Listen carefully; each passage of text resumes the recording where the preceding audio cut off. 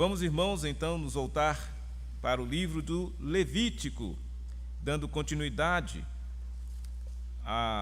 às festas do povo de Deus, né, ou para o povo de Deus. Como nós iniciamos no domingo passado, algo muito interessante, né? Deus, até as festas que o povo iria festejar, celebrar, foi dada por Deus.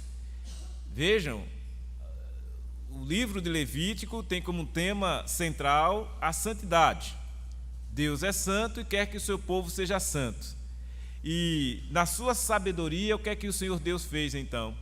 Ele disse: olha, até para festejar, de maneira que venha a me santificar e também o povo seja santificado, eles receberam então essas orientações dadas por Deus. De modo que, seguindo a mesma temática, a mesma forma, né, de se expressar, o autor do livro, né, que é Moisés, assim recebeu do Senhor e escreveu. E assim diz o texto. Vamos ler a partir do versículo 9 de Levítico 23. Disse mais o Senhor a Moisés. Mais uma coisa disse o Senhor a Moisés: fala aos filhos de Israel e dize-lhes: quando entrardes na terra que vos dou e cegardes a sua messe, então trareis um molho das primícias da vossa messe ao sacerdote. Este moverá o molho perante o Senhor para que sejais aceitos. No dia imediato ao sábado, o sacerdote o moverá. No dia em que moverdes o molho, ofereceis um cordeiro sem defeito de 1 ano em holocausto ao Senhor. A sua oferta de manjares serão as 2 dízimas de 1 efa de flor de farinha amassada com azeite, para oferta queimada de aroma agradável ao Senhor. E a sua libação será de vinho, a 4ª parte de 1 hin. Não comereis pão, nem trigo torrado, nem espigas verdes, até ao dia em que trouxerdes a oferta ao vosso Deus.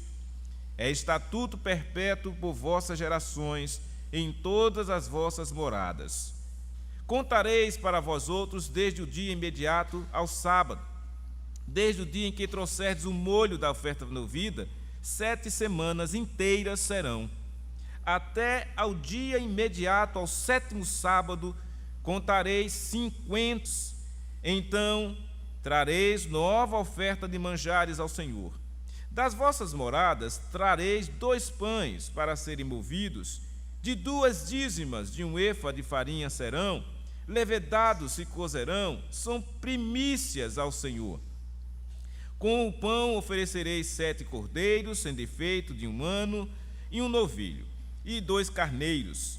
Holocaustos serão ao Senhor com a sua oferta de manjares e as suas libações, por oferta queimada de aroma agradável ao Senhor. Também ofereceis um bode para oferta pelo pecado, e 2 carneiros, 2 cordeiros de 1 ano por oferta pacífica. Então o sacerdote os moverá com o pão das primícias, por oferta movida perante o Senhor, com os 2 cordeiros santos serão ao Senhor para o uso do sacerdote. No mesmo dia se proclamará que tereis santa convocação. Nenhuma obra servil fareis.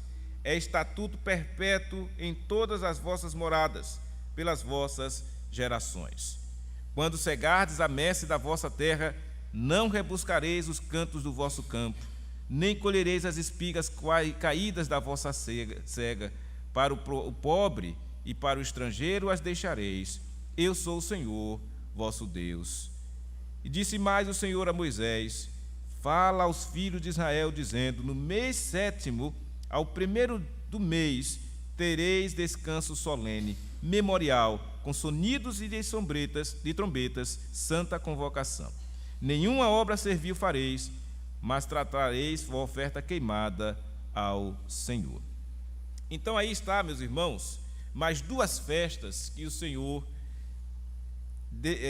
deliberou para o povo dele, determinou para o povo dele. Nós já vimos o sábado, que não era uma festa necessariamente, mas era um dia reservado em cada 7, dia de descanso, onde ninguém deveria trabalhar, e esse sábado que nós já vimos, ele diz respeito ao descanso para as pessoas e também para os animais.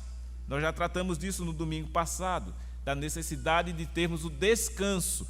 O descanso é um princípio estabelecido pelo Senhor e está claro aqui nas Escrituras. Depois nós vimos também sobre a Páscoa.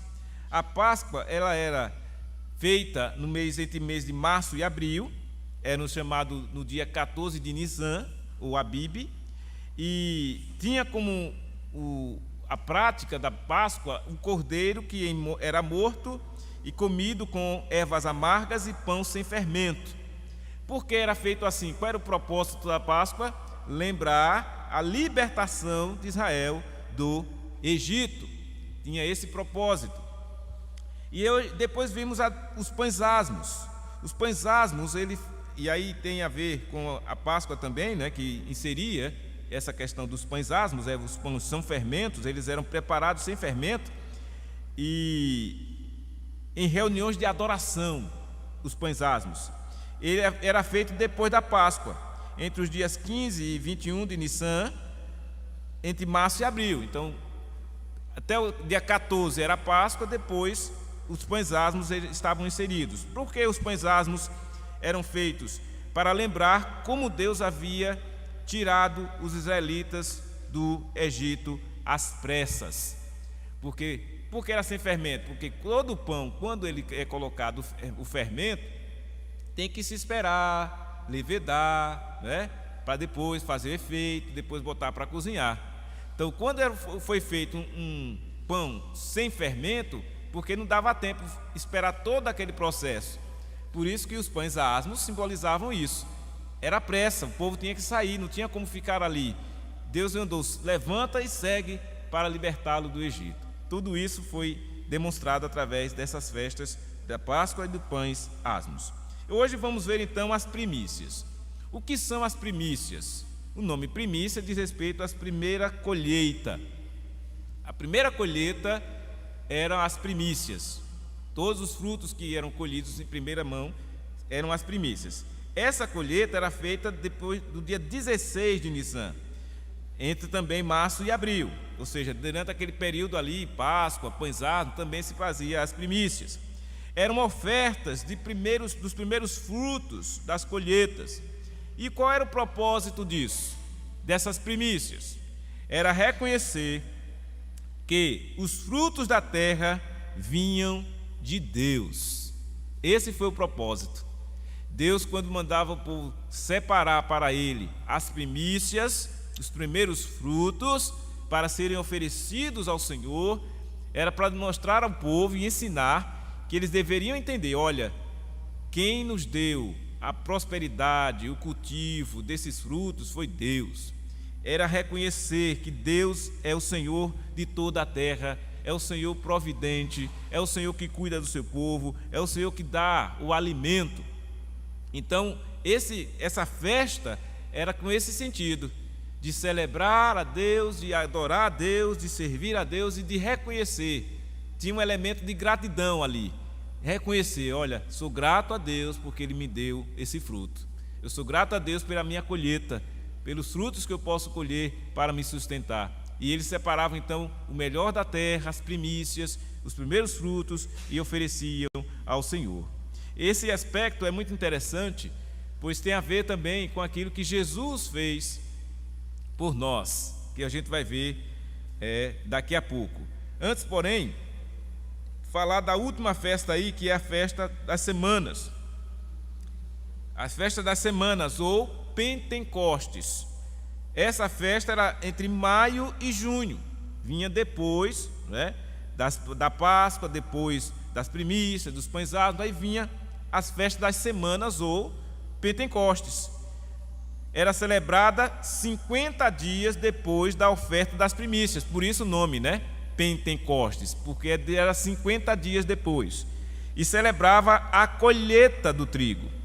E qual era o objetivo, qual era o propósito desta festa de Pentecostes? Era mostrar alegria e gratidão a Deus pela colheita. Esse era o objetivo. louvar a Deus, agradecer a Deus de maneira muito feliz, alegre, porque Deus ali proveu o seu povo com a colheita farta. E lá no finalzinho, no versículos 23 a 25 do texto aí, que nós lemos hoje, fala também das trombetas, né? Que era a ideia do ano novo, a festa do ano novo. Olha só, que o povo lá também comemorava. Então, era entre setembro e outubro. Lembrem que o calendário judaico não segue o nosso calendário.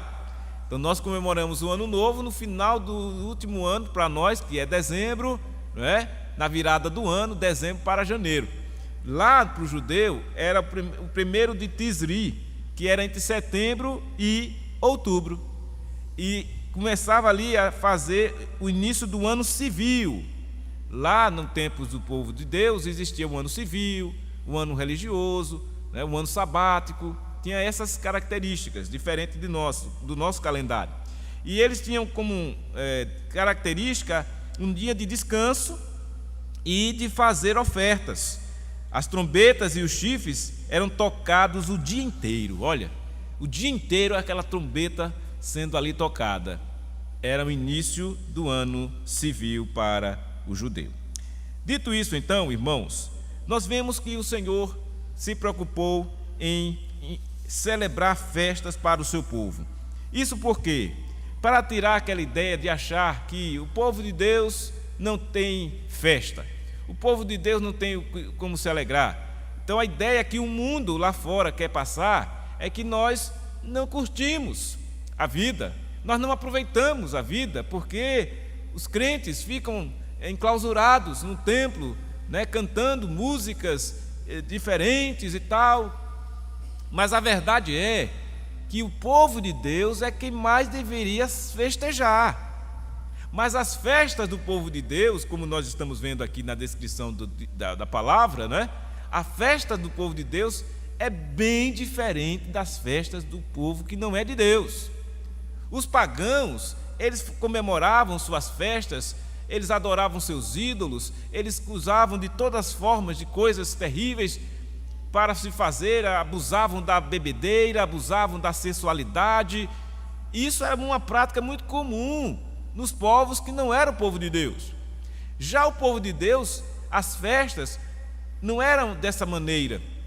Eram festas que deveriam conduzir também aquele povo a uma vida de santidade, a uma vida de reconhecimento, de gratidão, de reconhecimento do que Deus tem feito, daquilo que o Senhor tem provido para eles. Então não era uma festa de desperdício, não era uma festa nem de desperdício de elementos, de coisas, nem também de energia. O povo não se perdia com essas bandaleiras que se faz hoje aí, da forma como se faz aí. Então vejam, essa é a festa do povo de Deus. E quando ele se fala da primícia, essa é uma figura que até o apóstolo Paulo utilizou de maneira maravilhosa para falar da pessoa mais importante, daquele que é a razão de ser da nossa existência, que é Jesus. Vejamos a relação das primícias com Cristo. Vejamos, 1 Coríntios 15, a partir do versículo 20. Olha que interessante. Nós vamos ver que essa metáfora que Paulo vai fazer em relação a Cristo, utilizando exatamente essa expressão de primícias. Veja, as primícias, Paulo, lendo a Torá, né, a lei, o Antigo Testamento, ele viu que tinha essa festa da primícia. E aí, ele chega aqui em 1 Coríntios 15, e a partir do versículo 20, olha como ele vai descrever. Olha que interessante. Ele diz assim, ó: mas, de fato, Cristo ressuscitou dentre os mortos, sendo Ele as primícias dos que dormem. Jesus é as primícias dos que dormem. Então essa metáfora, ela se baseia lá na ordenança do Antigo Testamento, que nós acabamos de ler, que pedia aos israelitas para fazer o quê? Lá em Levítico, trazerem um molho, né, das primícias da vossa messe ao sacerdote. Está lá em Levítico. Então, essa oferta, ela indicava o quê? O reconhecimento por parte do ofertante de que toda a colheita pertencia a Deus. Essa era a intenção. Assim, Paulo vem e utiliza essa expressão para enfatizar, por exemplo, que os cristãos, ao receberem o Espírito, recebiam também a garantia da sua ressurreição futura. E a questão aqui é que a ressurreição de Jesus e a ressurreição dos crentes não são coisas separadas ou coisas desconectadas. Não. Pelo contrário, Jesus foi o quê? O primeiro da ressurreição dos mortos. Jesus foi o primeiro, foi a primícia de quem dorme, de quem estava morto. Jesus ressuscitou. Por quê? Porque é importante entender isso. Olha, se Cristo não tivesse feito a obra que ele fez, ninguém seria salvo. Então, quando Cristo foi o primeiro, aí você vai dizer, mas houve de ressurreição antes de Jesus? Houve. No Velho Testamento não houve ressurreição? Houve. Mas por que ele considera que a primeira ressurreição foi a de Cristo? Porque a de Cristo foi a ressurreição primeira, e sendo a principal delas, porque da partida de Cristo, ele garante a nossa. Todos iremos ressuscitar um dia, porque Cristo ressuscitou primeiro. Ele é a primícia do quem dorme. É isso que Paulo está dizendo. Ele continua até dizendo assim, olha, visto que a morte veio por um homem, também por um homem veio a ressurreição dos mortos. Porque assim como em Adão todos morrem, assim também todos serão vivificados em Cristo. Cada um, porém, por sua própria ordem. Cristo, as primícias, depois os que são de Cristo na sua vinda. E então virá o fim, quando ele entregar o reino de Deus ao Deus Pai e Pai, quando houver destruído todo o principado, bem como toda a potestade e poder. Está vendo? Cristo é as primícias. Depois os que são de Cristo na sua vinda. Cristo é o cabeça, ele toma a frente. Uma vez que Cristo, como representante do seu povo, ressuscitou, assim também o cristão foi ressuscitado espiritualmente e será com certeza ressuscitado também no corpo. Olha que maravilha, irmãos, nós desfrutamos dessa realidade pela fé. Paulo também, escrevendo sua carta aos Romanos, no capítulo 6, 4 e 5, ele fala dessa realidade dizendo assim, olha, nós fomos sepultados com ele na morte pelo batismo, para que, como Cristo foi ressuscitado dentre os mortos pela glória do Pai, assim também andemos nós em novidade de vida, porque se fomos unidos com ele na semelhança da sua morte, certamente o seremos também na semelhança da sua ressurreição. Então nós seremos ressuscitados, por quê? Porque Cristo, que é a primícia, veio a este mundo, ressuscitou primeiro dos mortos, venceu a morte e garante a vida a todos os que nele creem. Em Atos 26, 23 está descrito assim, Lucas escreve da seguinte maneira, isto é, que o Cristo devia padecer e, sendo o primeiro da ressurreição dos mortos, anunciará a luz ao povo e aos gentios. Sendo o primeiro, Cristo é a primícia. E olha, tirado lá do Antigo Testamento, lá de Levítico, Paulo não deixa o Velho Testamento para trás. Ele traz o Velho Testamento para o Novo e diz, olha, Cristo é as primícias. Essas primícias que o povo de Deus comemorou, instruído pelo próprio Senhor, que disse a Moisés para falar ao povo, para comemorar, celebrar, reconhecer que tudo que se possui na terra, tudo que se produzia, era por graça de Deus, bondade de Deus, que Ele estava providenciando tudo aquilo. Então, o sustento que nós temos é bênção do Senhor. Por isso que a primeira coisa que devemos fazer é ser grato. Quando acordamos, quando dormirmos, ser grato pelo dia, pela comida, pelo ar que respiramos, pela vida que temos, pela saúde que temos. Se estamos doentes, pedir a Deus restauração, e se Ele restaura, agradecer também. É como diz o texto que foi lido em 1 Coríntios 10, 31. Quer comais ou bebais ou façais qualquer outra coisa, façam tudo para a glória de Deus. E fazer para a glória de Deus é reconhecer de fato que em primeiro lugar nós devemos buscar a Deus. Como diz lá em Mateus: buscai em primeiro lugar o reino de Deus e a sua justiça, e as outras coisas vos serão acrescentadas. Então vejam, esse é o princípio das primícias.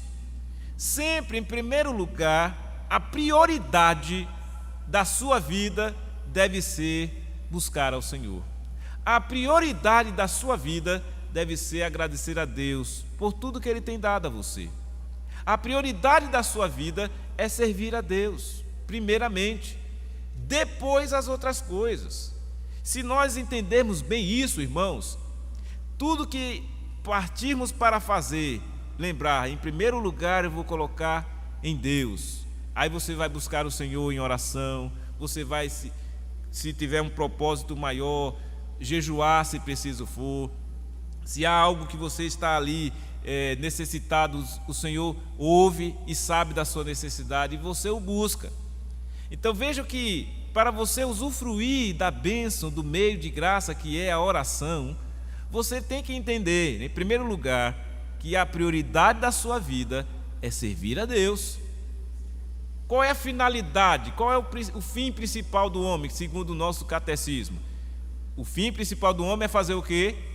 Glorificar a Deus e gozá-lo para sempre. Esse é o fim, é a finalidade, é o objetivo principal da nossa vida. Então, quando o Senhor estabelece essa festa das primícias, é para mostrar ao povo que eles tinham que ter a prioridade de reconhecer que tudo que eles tinham produzido vinha de Deus. Foi Deus quem promoveu o tempo necessário, a estação necessária, a água necessária para molhar aquela plantação e assim produzir os frutos que eles estavam colhendo. Então o que é que eles faziam? Olha, o Senhor me deu essa belíssima de plantação aqui. Aí eles tiravam os primeiros frutos, as primícias, e traziam diante de Deus e ofereciam ao Senhor. Então esse reconhecimento, irmãos, era de fato o objetivo, o propósito das festas das primícias. Voltando então ao texto. Vem então a festa do Pentecostes. Vamos lá para Levítico 23 de novo. Agora vem as festas do Pentecostes. Vejam, quando foi que aconteceu a descida do Espírito Santo? No Pentecostes. Exatamente no momento da festa do Pentecostes foi que desceu o Espírito. Está lá em Atos 2, vamos ver. Atos 2, né? Versículo 1, né? Olha só. Ao cumprir-se o dia de Pentecostes, olha, estavam todos reunidos no mesmo lugar. Estavam o povo fazendo o quê? Cumprindo o dia de Pentecostes. Essa festa aqui, que foi determinada pelo Senhor para o seu povo, a festa de Pentecostes, deveria ser celebrada 50 dias depois da oferta das primícias, e o povo então estava ali se cumprindo o dia de Pentecostes, ou seja, exatamente 50 dias depois da oferta das primícias. Estava celebrando o povo a colheita do trigo. E foi exatamente num dia como este, numa festa de Pentecostes, durante aquele dia, aqueles dias, que descia de repente, veio do céu um som como de um vento impetuoso e encheu toda a casa onde estavam assentados. E apareceram distribuídas entre eles línguas como de fogo, e pousou uma sobre cada um deles. Todos ficaram cheios do Espírito Santo e passaram a falar em outras línguas, segundo o Espírito lhe concedia que falassem. Olha que maravilha! O povo não deixava de cumprir aquilo que o Senhor havia determinado no Antigo Testamento. Estamos aqui, Atos, Novo Testamento, período de transição entre o judaísmo e o cristianismo. E o Senhor Jesus já tinha vindo, tinha sendo ascendido, né, ao céu, subido aos céus, e deixado exatamente essa ordem, né, Jesus deixou, dizendo: olha, permaneçam em Jerusalém. Está aí no capítulo 1, né? Estavam todos reunidos ali e perguntaram: Senhor, será este o tempo que restauras o reino a Israel? E respondeu-lhe: não vos compete conhecer tempos ou épocas que o Pai reservou pela sua exclusiva autoridade, mas recebereis poder ao descer sobre vós o Espírito Santo, e sereis minhas testemunhas tanto em Judeia como em toda a Judeia, tanto em Jerusalém como em toda a Judeia e Samaria, até os confins da terra. Então foi dita essas palavras e Jesus, elevado às alturas, à vista daqueles homens, e uma nuvem o cobriu dos seus olhos. Depois dessa fala de Jesus e da sua elevação aos céus, o que é que acontece? Vem exatamente, cumprindo os dias de Pentecostes, capítulo 2, o Espírito Santo vem e desce. Então o povo estava ali, não deixou de cumprir o que estava lá no Velho Testamento. A festa de Pentecostes estava sendo celebrada. Quando se cumpre a festa do Pentecostes, que era um momento de alegria, era um momento de gratidão, o povo estava feliz diante de Deus, eles receberam a descida do Espírito Santo. O povo não deixou de observar as festas que eram para eles comemorar. Eles estavam fazendo aquilo que sempre fizeram. Ninguém deixou de fazer a festa. Estavam comemorando, estavam felizes. E Deus então, naquele período, derrama o seu Espírito, e o povo então continuou a obra, agora expandindo o Evangelho através dessa ação do Espírito que agiu ali de maneira sobrenatural e extraordinária, e o povo saiu pregando o Evangelho. E o Evangelho saiu se expandindo por toda a Judeia, Samaria, Jerusalém, e chegou até nós, até os confins da terra. Chegou aqui em Itabaiana, já há bastante tempo.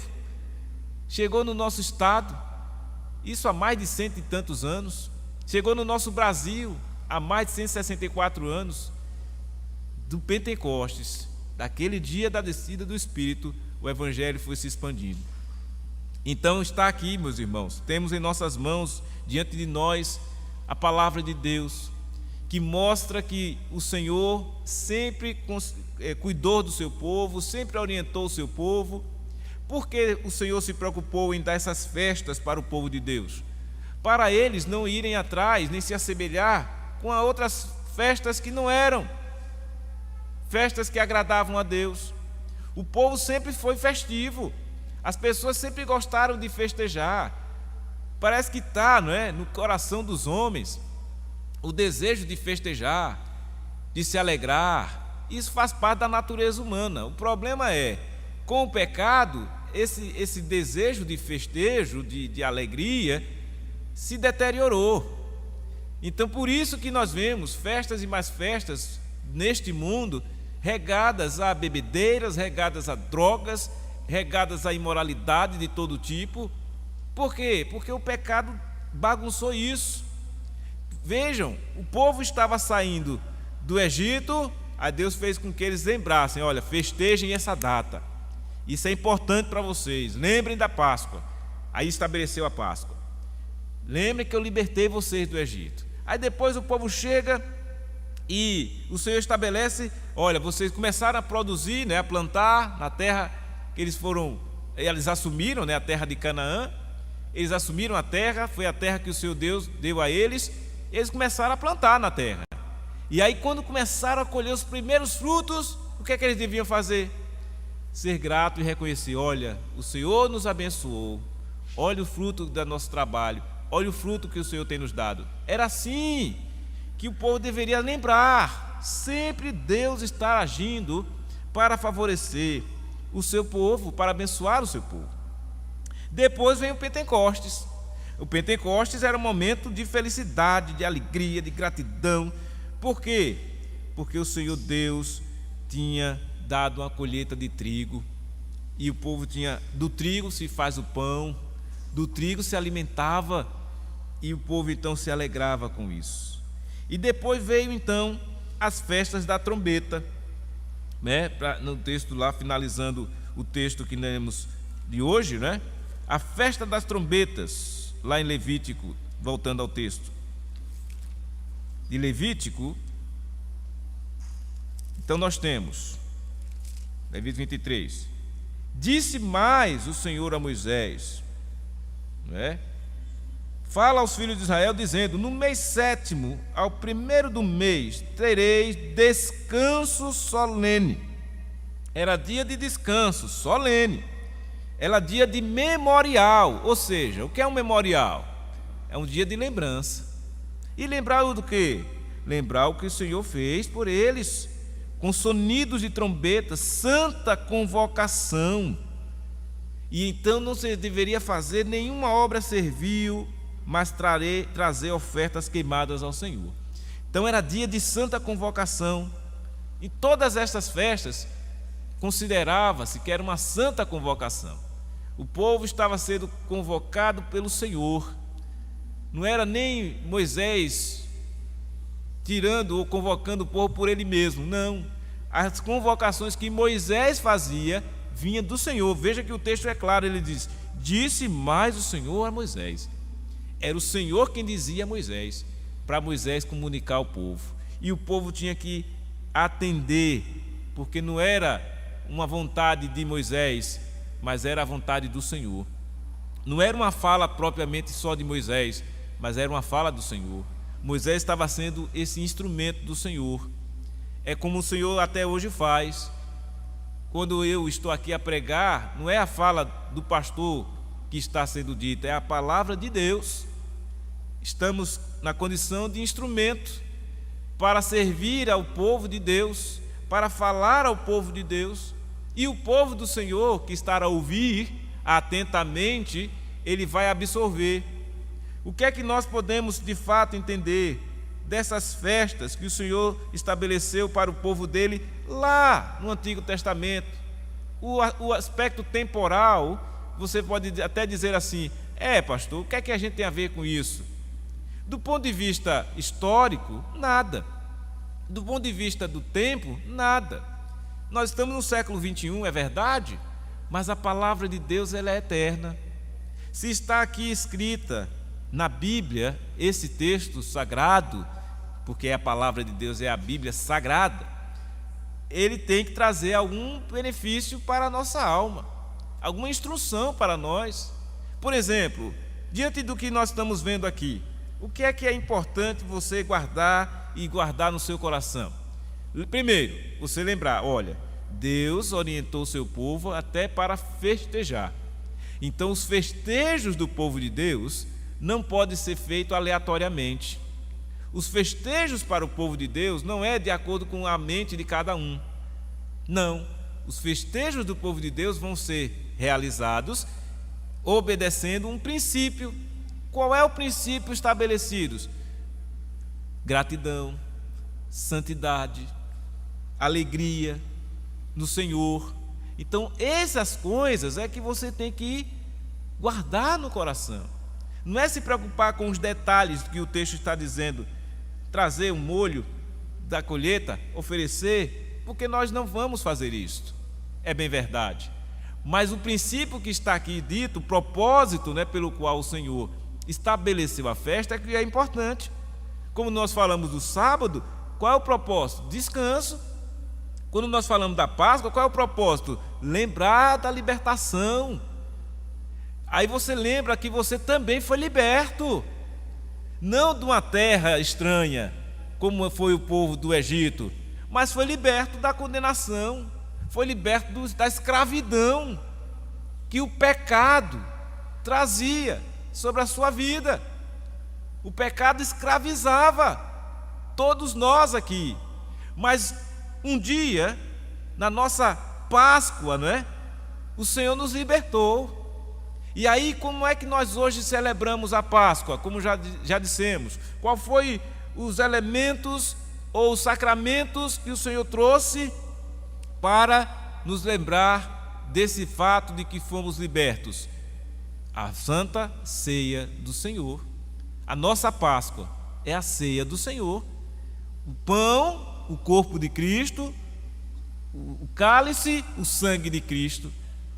A obra de Cristo que nos trouxe a libertação é a ceia do Senhor. Então, é a nossa festa que vamos celebrar. Se Deus nos permitir, no próximo domingo, estaremos aqui pela manhã, pela noite, celebrando a Santa Ceia do Senhor.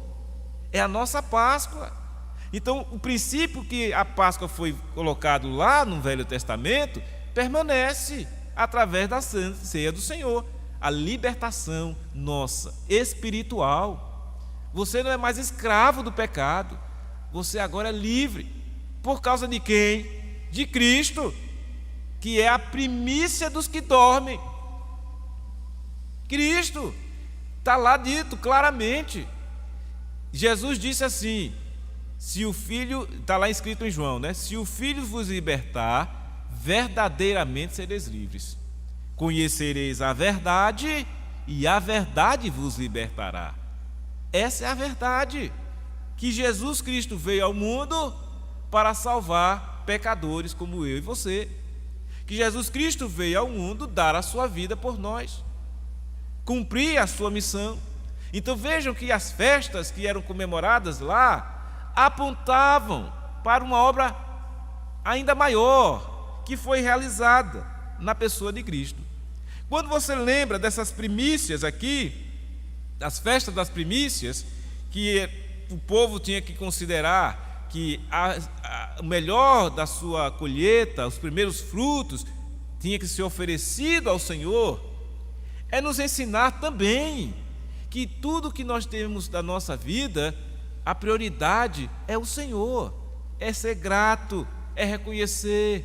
Se você tem saúde, graças a Deus. Se você se recuperou a saúde, graças a Deus. Se você tem trabalho, graças a Deus. Se você tem escola, tem estudo, graças a Deus. Se você tem uma casa para morar, graças a Deus. Isso tudo é motivado num coração que reconhece que tem o que tem pela graça de Deus. Então as primícias levavam o povo a reconhecer: olha, o que eu tenho vem de Deus, o que eu sou vem de Deus. Esse é o objetivo, era o propósito. Depois vem o Pentecostes, é o momento da celebração. É como nós também fazemos, domingo após domingo, sempre estamos reunidos alegremente para servir a Deus, agradecer com alegria em nosso coração. Como é que estamos a fazer?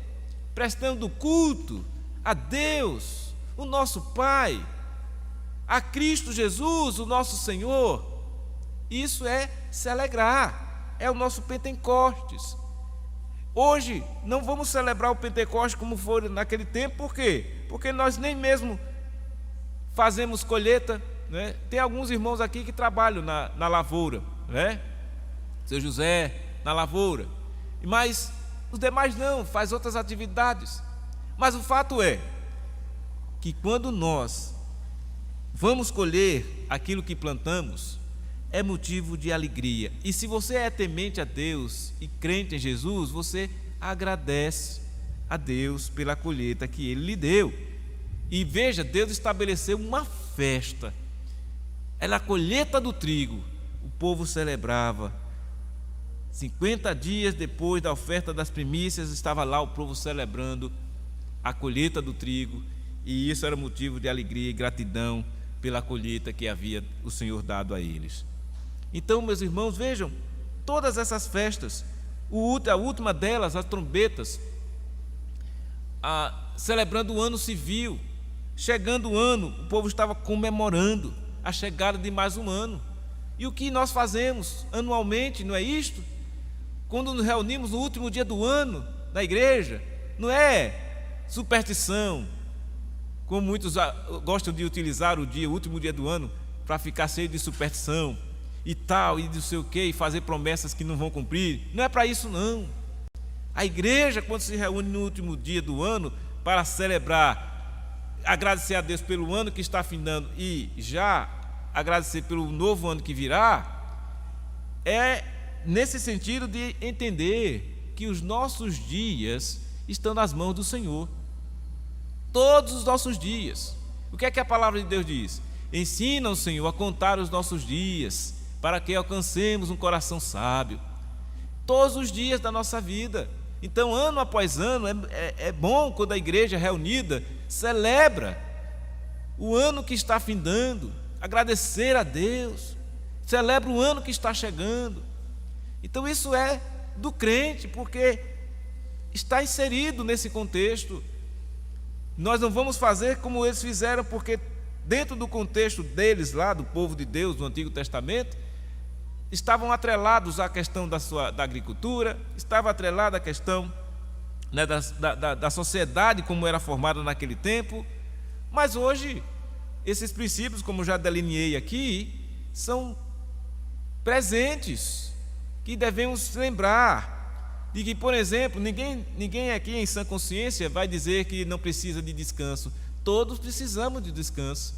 Então, o princípio que o Senhor Deus estabeleceu lá atrás, desde a criação, quando Deus disse assim: olha, 6 dias fez o Senhor os céus e a terra, e no 7º descansou. E aí o Senhor estabeleceu para o seu povo esse descanso. E todos nós sabemos a necessidade que temos de um descanso. Mas esse descanso, esse princípio de descanso, não ficou só preso a esse dia, o Shabat lá, e tem muita gente que fica criando polêmica com isso, mas não precisa. O princípio é, eu e você temos que entender que temos que descansar.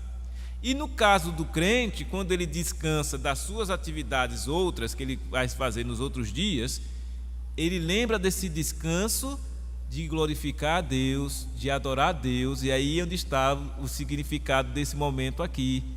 Porque no dia do Senhor, no domingo, estivemos pela manhã, estamos agora à noite? Porque é um reconhecimento que temos como crentes que somos, filhos de Deus, de que o Senhor deve ser adorado. Ora, se nós não fizermos isso nesse dia, qual é o dia que a gente vai fazer isso? Qual é o dia que a igreja se reúne, a não ser o domingo, solenemente?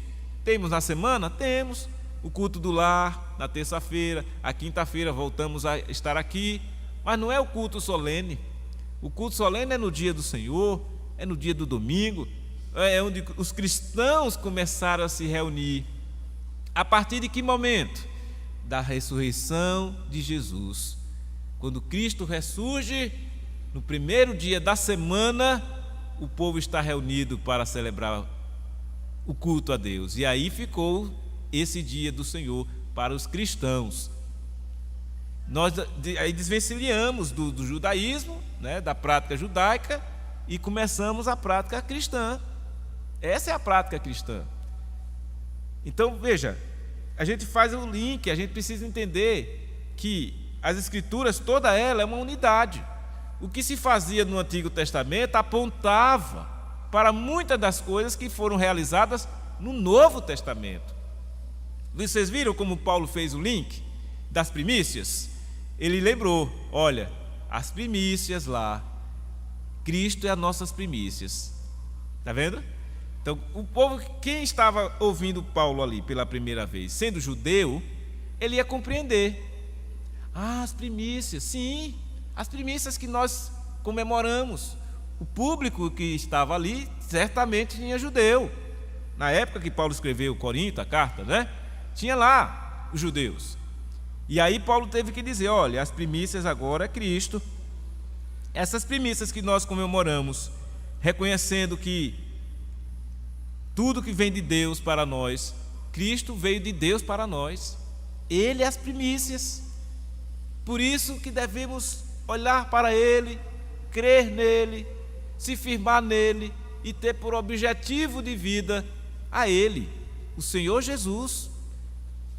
Por isso que o autor aos Hebreus, diz assim: olhem firmemente para aquele que é o autor e consumador da fé, Jesus Cristo. Olhe firmemente. Então não tire os olhos dele. Então quando você vê essa maravilha que é a palavra de Deus e vê os propósitos estabelecidos por ela, você vê que não está distante daquele que é o principal de todos, que é Cristo.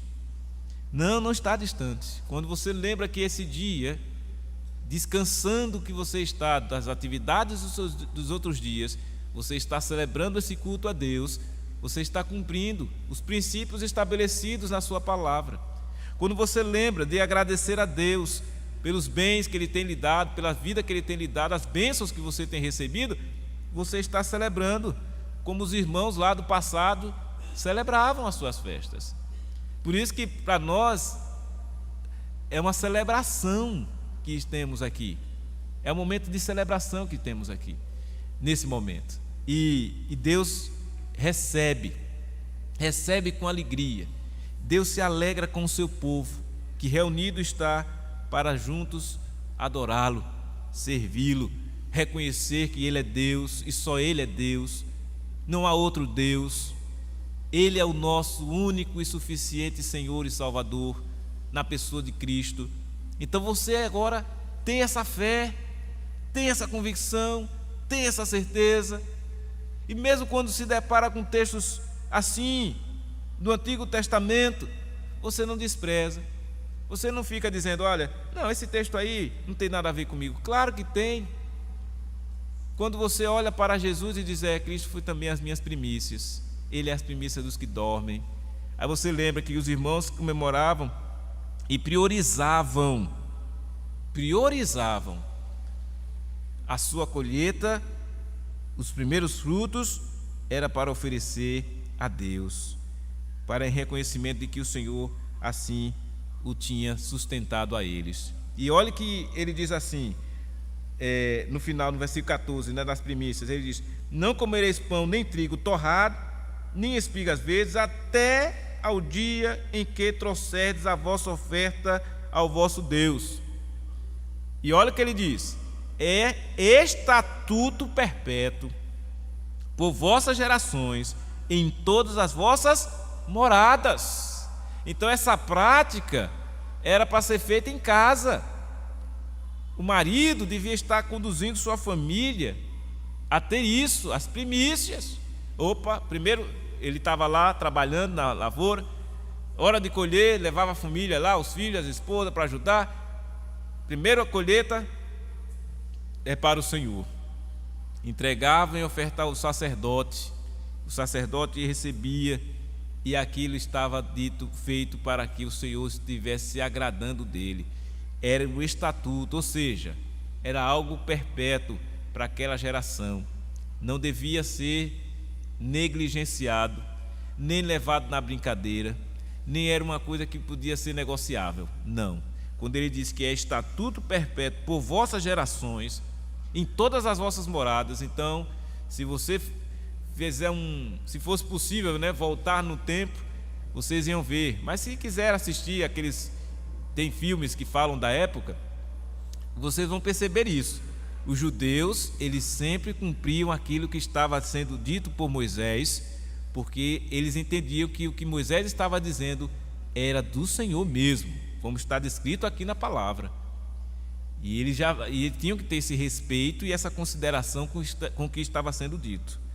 Da mesma forma, o Pentecostes, ele diz que eles faziam isso. No mesmo dia se proclamará que tereis santa convocação, nenhuma obra civil fareis, porque é estatuto perpétuo em todas as vossas moradas pelas vossas gerações. Então, repete-se a mesma expressão, tanto para as primícias, quanto para o Pentecostes, o povo deveria praticar isto durante aquela geração toda. Ia passando de filho para filho, de pai para filho, de pai para neto, e aí ia seguindo. Por quê? Porque eles receberam esse estatuto perpétuo. Por exemplo, você nasceu de novo, você é filho de Deus, filha de Deus, você é crente em Jesus. Então, cabe a você continuar obedecendo a Deus até a sua partida deste mundo, até chegar na vida eterna. Porque você não pode negligenciar a sua vida cristã. Você não pode deixar de buscar a santificação. Porque vem a palavra de Deus e diz: segui a paz e a santificação, sem a qual ninguém verá o Senhor. Então, se o seu propósito de vida é ver ao Senhor, você não pode deixar de seguir a paz e a santificação. Isso é como um estatuto perpétuo para nós. Nós não podemos desprezar isso. Isso não é negociável. Não é questão de querer ou não querer. Não é uma questão de dizer, eu vou ver se for fazer isso. Não, você tem que fazer. Eu tenho que fazer. É uma necessidade para a minha alma seguir a paz e a santificação. Porque o texto é claro: se não houver isso da sua parte, você não verá o Senhor. Então, se você pense aí, qual é o seu desejo de vida? Você tem esse propósito? Porque às vezes você se pega tão atarefado com tantas coisas neste mundo que esquece que você tem que olhar para Jesus. Esquece você que tem uma alma, e esta alma terá um destino, quer seja para a vida, quer seja para a morte. Todo mundo tem aqui uma alma, e esta alma já está clara que haverá para ela um destino, segundo as Escrituras. Há um destino para a vida ou destino para a morte. E como é que nós sabemos que há esse destino para a vida? Porque Jesus, conforme lemos lá em Corinto, Ele é a primícia dos que dormem. Então, aqueles que já morreram, crentes em Jesus, estão certos de que ressuscitarão para a vida. Mas há também aqueles que morreram sem ser crentes em Jesus. Esses não têm essa expectativa, porque durante a sua vida aqui não observou, não priorizou o cuidado com a sua alma, não se preocupou com isso. O que tem de gente vivendo aí atordoado, sem perspectiva de vida, dizendo assim: não, eu tenho que viver, cada dia é o seu dia e eu não tenho como, eu não sei de nada, Deus é quem sabe. De fato, Deus é quem sabe. Por Ele saber, foi que Ele deu a você e a mim esse privilégio de conhecer a verdade, de saber hoje que há um caminho, que há a verdade, que há a vida, que é Jesus. Então Deus deu isso para nós. Você está tendo essa oportunidade de saber que a vida não se resume apenas a este mundo aqui. Até Paulo diz lá na carta de Coríntios, aquele mesmo trecho que nós lemos, mas um versículo antes, que é 1 Coríntios 15, né? O versículo 9, olha como ele diz. 1 Coríntios, abra lá. Diz assim, ó. Eu ia dizer de cor, mas vamos ler o texto.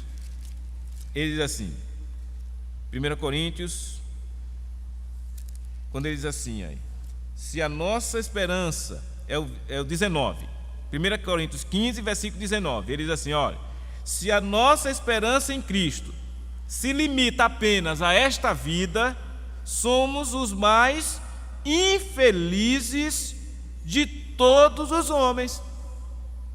Se a nossa esperança em Cristo se limita a esta vida, somos os mais infelizes de todos os homens.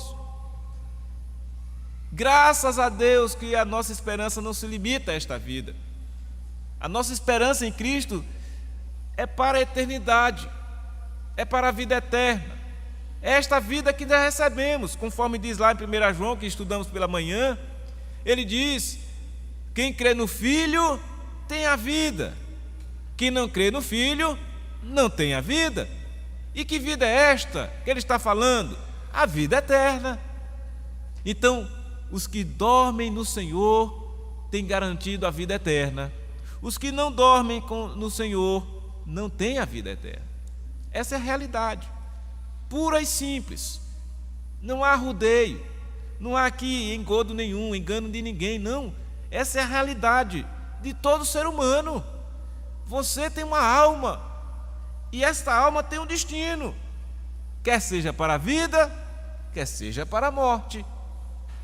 Se você, durante a sua trajetória nesta vida, se limitou a esta vida, achando, não, olha, eu acho que a gente só vai viver aqui mesmo, e pronto, e o futuro pertence a Deus, Deus é quem sabe, eu não sei de nada. Pois é, e até tem gente que fica brincando com isso, dizendo assim, fulano disse que vai para o céu, aí só se for para o céu da boca da onça, não sei o quê, essas brincadeiras, porque ele é incrédulo, não crê. Mas a palavra de Deus vem e diz, olha, há um céu, há um paraíso, há uma morada celestial. O Senhor Deus, Ele garante isso. Quem crer nisso, na sua palavra, nas promessas que Ele fez, nas bênçãos que Ele dá para quem assim segue por este caminho de vida, vai viver e vai continuar durante a sua trajetória neste mundo obedecendo a sua palavra. Por exemplo, não é necessário eu ficar aqui impondo a um crente que ele tenha que vir à igreja. Não é necessário. O crente, por si só, ele vem à igreja. Quem não é, a gente até convida. Vamos lá, fulano, não é da igreja, ele pode ser convidado e deve para vir à igreja. Mas quem é? Eu não vou convidar o crente para vir para a igreja. O crente, por si só, já vem à igreja. O crente, por si só, já entende do dia do Senhor. O crente, por si só, já sabe que deve ser a prioridade de servir a Deus. O crente já deve saber que a sua vida foi liberta. Você estava escravo do pecado, você está liberto hoje por causa de Cristo. Tudo isso o crente sabe. Então, é de se esperar que esse crente que assim vive esteja na presença de Deus, esteja buscando a Deus, esteja se santificando.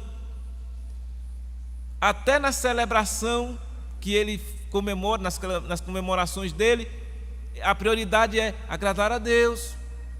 Por isso que a festa do crente é diferente, porque a festa do crente é celebrada com esses princípios.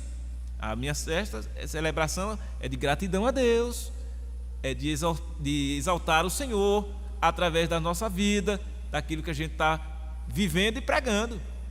Se não for assim, que diferença faria? Como é que as pessoas iam ter a distinção de saber o que é uma celebração cristã de uma celebração que não é de Cristo?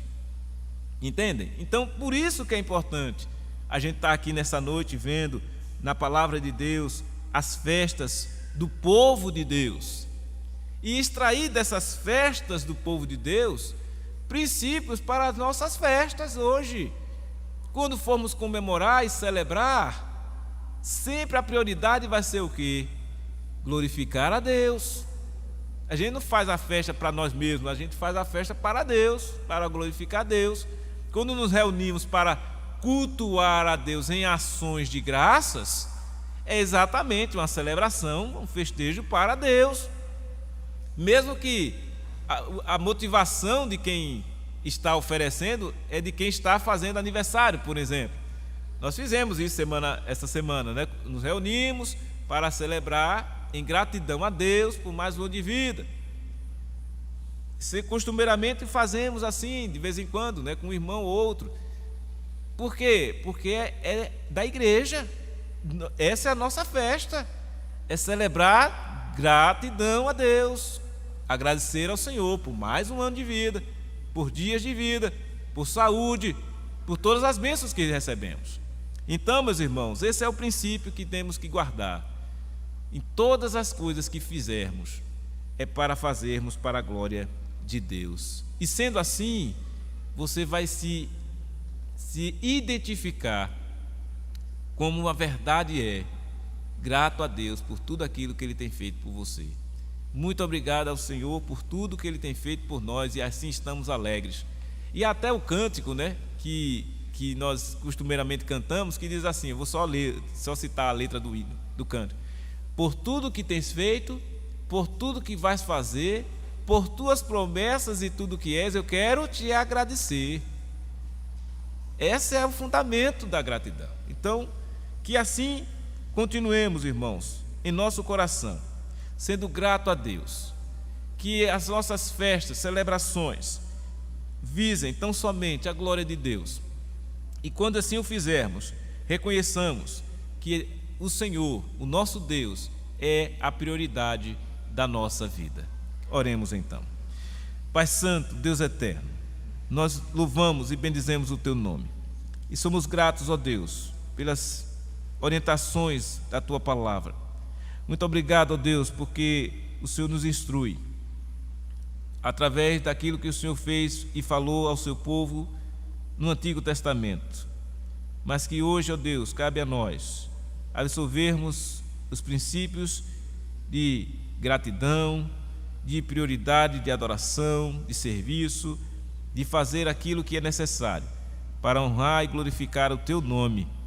Assim somos gratos, ó Deus, e rogamos que continue, Senhor, a libertar vidas, almas que ainda se encontram escravas pelos seus pecados, que o Senhor os liberte e que venham todos a celebrar conosco, sempre, ó Deus, no culto solene, momento de celebrar, de gratidão, de exaltação, de louvor ao Senhor de toda a terra, ao Senhor que é o Criador de tudo e de todos, ao Senhor que é o Salvador dos homens.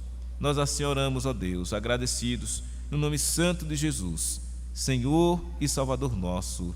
Amém. Amém. Receber a bênção, irmãos. Que a graça do Senhor Jesus, o amor de Deus, o nosso Pai, e a comunhão do Divino Espírito Santo esteja sobre todos vós e sobre toda a igreja do Senhor Jesus espalhada na face da terra, hoje e para todos sempre.